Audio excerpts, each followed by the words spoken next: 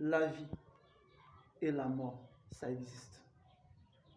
Maintenant, la vie, c'est l'esprit, sans corps. C'est ça qu'on appelle vie. Mais la mort avant la vie n'existe pas. Voilà pourquoi pour vivre sur terre, il faut que l'esprit descende, trouve un corps dans lequel il va habiter. Et là maintenant, il peut avoir mort. Voilà, il peut avoir mort en ce moment. Parce que s'il n'y a pas mort, c'est que l'homme vit éternellement ici, comme en haut. Maintenant, comme le Créateur a prévu que l'homme doit descendre vivre dans un corps, après il va sortir de ce corps pour rentrer, revoir sa vie avant de revenir, il est donc question que vous compreniez que lorsque le corps va rester et que l'esprit part, on appelle ça la mort. Vu qu'il y a séparation maintenant, il y a d'abord une unité dont on appelle ça, l'homme est descendu, il a trouvé le corps, dont la naissance sur terre. Maintenant, après la naissance, on vit tout ce qu'on va vivre pendant le temps qu'on vivra.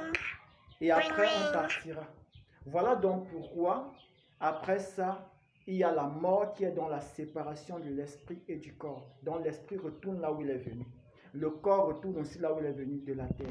Ça veut dire que si l'esprit est venu d'en haut, ça veut dire qu'il vivait d'abord en haut avant de descendre.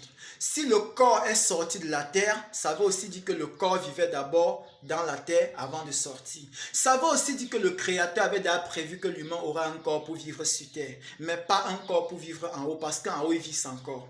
C'est pourquoi les besoins d'un être humain, comme on dit, c'est-à-dire dans un corps, dépendent de la vie qu'il mène sur terre.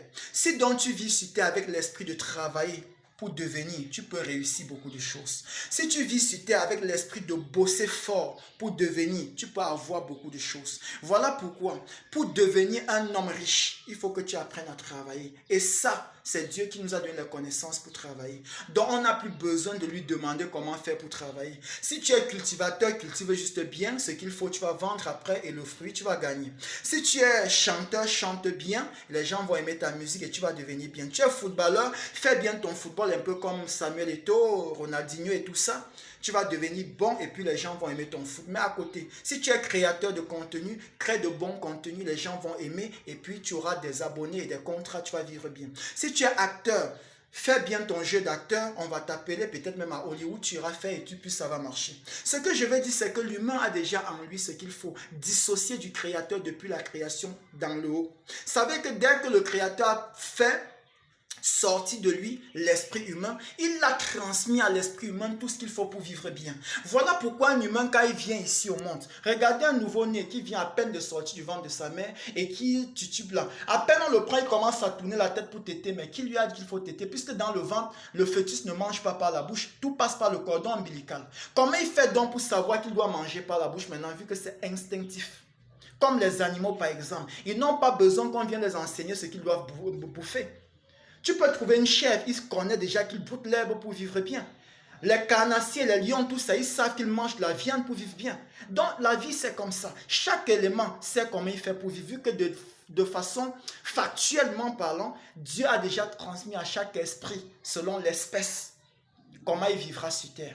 Maintenant là, nous les hommes, nous avons décidé de nous abrutir, devenir fous, pour venir demander encore à notre frère Jésus, comme on a dit, à notre frère, grand frère qui est venu mourir pour nous. Mais dites-moi un peu, si réellement il fallait que quelqu'un vienne mourir pour que mes péchés soient lavés, est-ce que moi je devais encore pécher aujourd'hui? Est-ce que je devais demander à quelqu'un de me suivre pour qu'on aille faire quelque chose qui n'est pas bien quand j'ai reçu celui-là? Je devais encore faire du commérage sur le nom de quelqu'un? Est-ce que je devais encore poser des actions pas bien dans les vies des autres quand j'ai reçu ce Jésus? Ça veut dire que tous les chrétiens sont des menteurs. Tous les musulmans sont des menteurs.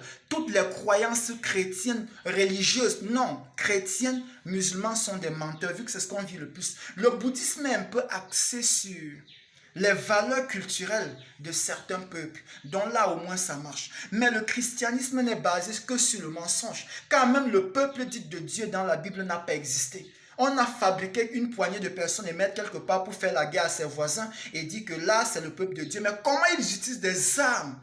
Et ils ont même les armes nucléaires pour se défendre, alors qu'ils ont le Saint-Esprit qui est leur Père. Ils ont Jésus qui est leur Père. Ils ont le Créateur qui est tout pour eux, qui ils sont le peuple choisi du Créateur.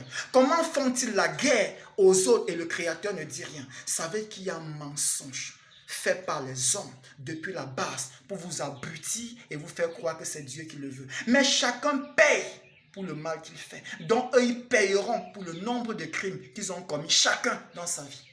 Voilà ma mission, vous dire la vérité. Que Dieu vous bénisse.